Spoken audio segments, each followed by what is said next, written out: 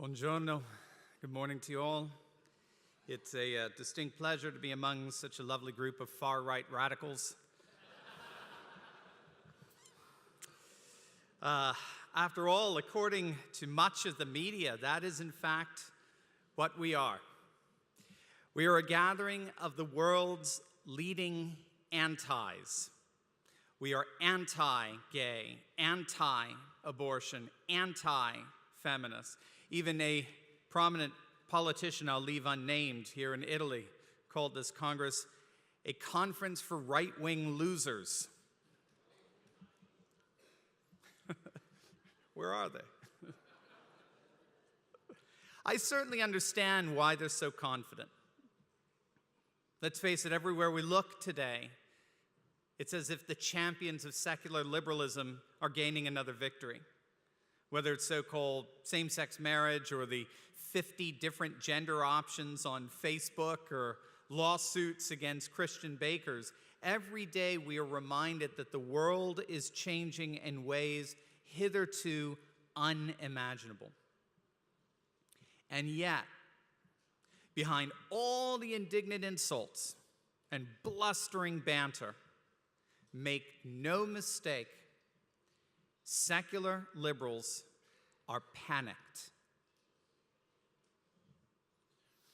Over the last decade, we've seen winds of change that are politically and culturally transforming this world, most especially here in Europe, in ways secular liberals never imagined in their worst nightmares.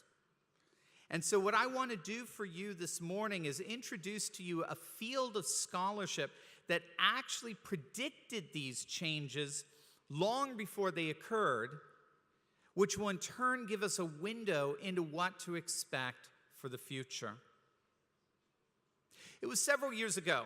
I was doing research for my doctoral studies, and I came across this field of scholarship that was called post-secular studies. And I have to admit, the term shocked me. Post-secular? How could that be when everywhere we look, it looks like things are getting more secular, not post-secular? But there it was. Scholar after scholar arguing that we are in fact entering into a post-secular age. Now, by post-secular, they mean very simply that our world is currently going through a massive religious renewal. Today, according to the World Values Survey, 4 out of 5 people in the world, that's 80% of the world's population, ascribe allegiance to one of the major historic world religions. In sub-Saharan Africa, Christianity is actually growing faster than the continent's population growth, suggesting massive conversions. In the Middle East, more Muslims are attending mosques than ever before. China is currently experiencing what may be the single greatest Christian revival in history. Hungary has declared its commitment to the revitalization of Christian civilization, all the while Poland has formally declared Jesus Christ as Lord and King over their nation. India is currently experiencing an extraordinary Hindu nationalist revival through the leadership of the Bharatiya Janata Party, the BJP, which is the single largest democratic party in the world. In the Russian Federation, the Orthodox Church has risen to a prominence not seen since the days of the czars.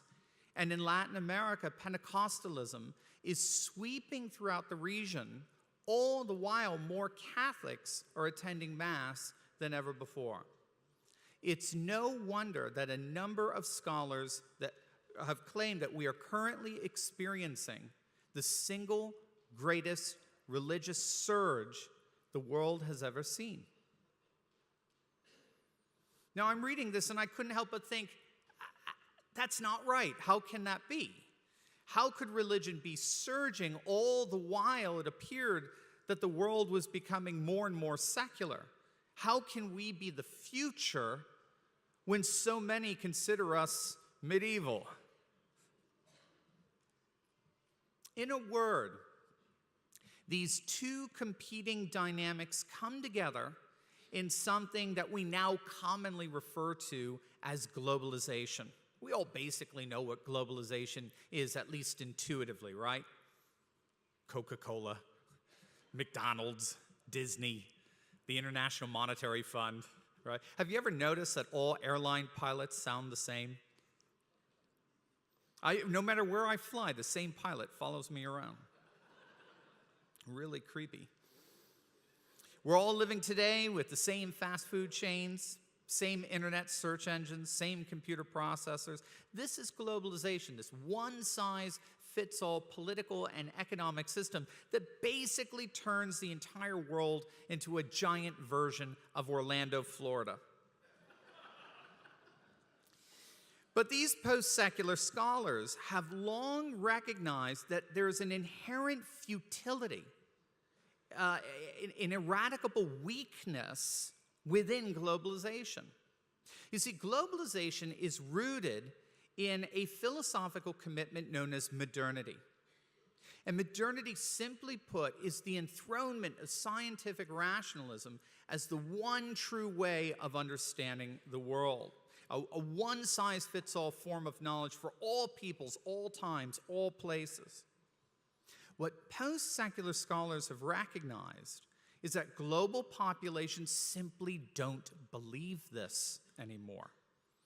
In fact, particularly here in the West, populations are being called postmodern, in that they've increasingly rejected modernity in favor of a plurality of cultural ways of knowing and being in the world.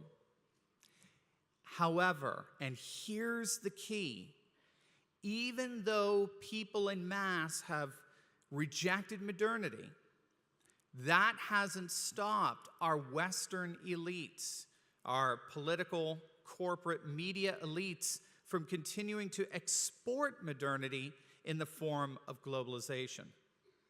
In other words, our elites are trying to export the fruit of modernity even though its roots have rotted out. But if populations have rejected a one-size-fits-all philosophical system, then inevitably those same populations are going to reject a one-size-fits-all political and economic system. And so what we are seeing today is a massive backlash going on all over the world against globalization, where populations are once again reasserting their nation's cultures, customs, traditions, most especially their religious traditions, as mechanisms of resistance against the anti-cultural processes of globalization and its secular aristocracy. And this resistance, this religious renewal, is as global as globalism itself.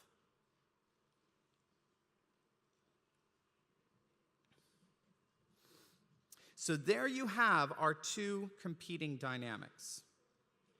But this, of course, raises the question, is this it?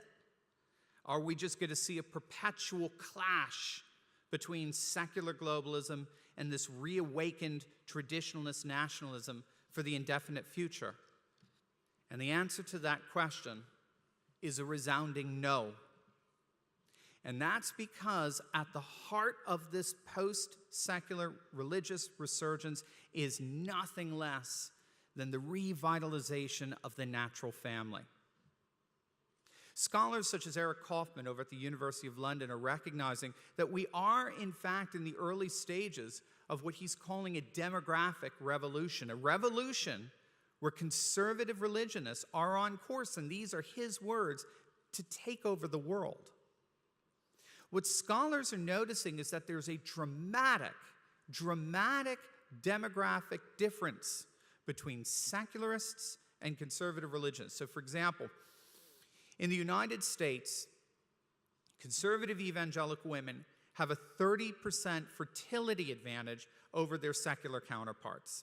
And this demographic deficit has dramatic effects over time. In a population evenly divided, okay, so it's 50%, say, conservative evangelical, 50%, liberal secularist. With that 30% fertility differential, in one generation, that 50-50 split becomes 60-40. In 2 generations, it becomes 75-25.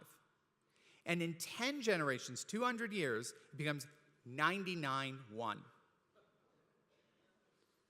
This is the power of demographics. Already, demographers are estimating that there will be over 300 million Mormons in the United States by the end of the century.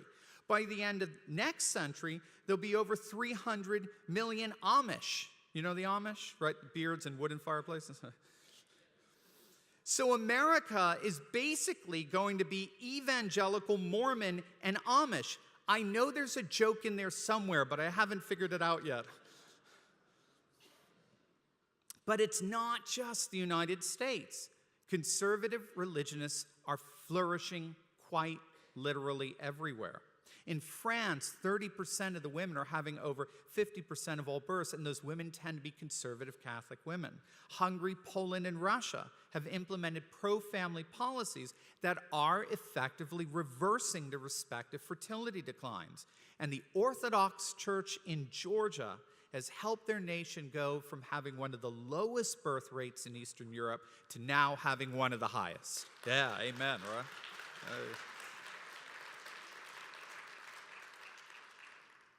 By contrast, secularists consistently exemplify a low fertility rate of about 1.5 children per couple, which is significantly below the replacement level of 2.1. And as a consequence, starting around the year 2030, Kaufman and others are estimating that the secular population will begin a steady decline to no more than 10 to 14% of national populations.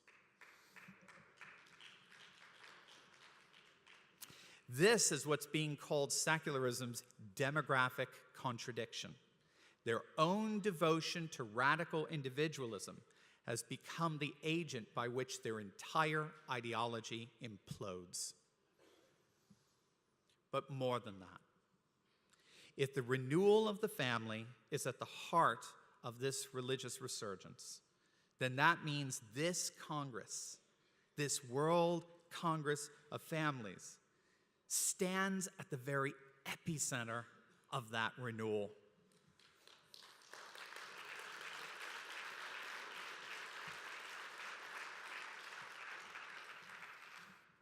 We are not right-wing losers. We are not medievalist throwbacks. We are the future.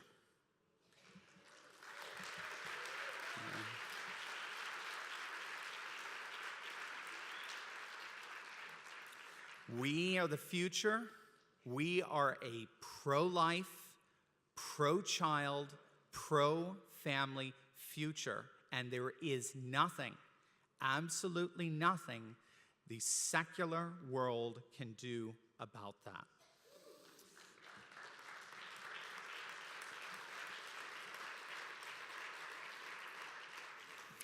And so on behalf of all this wonderful scholarship that kept me busy many, many hours in the library, I say to all of us, welcome to our new post-secular age. Grazie mille. Thank you so much.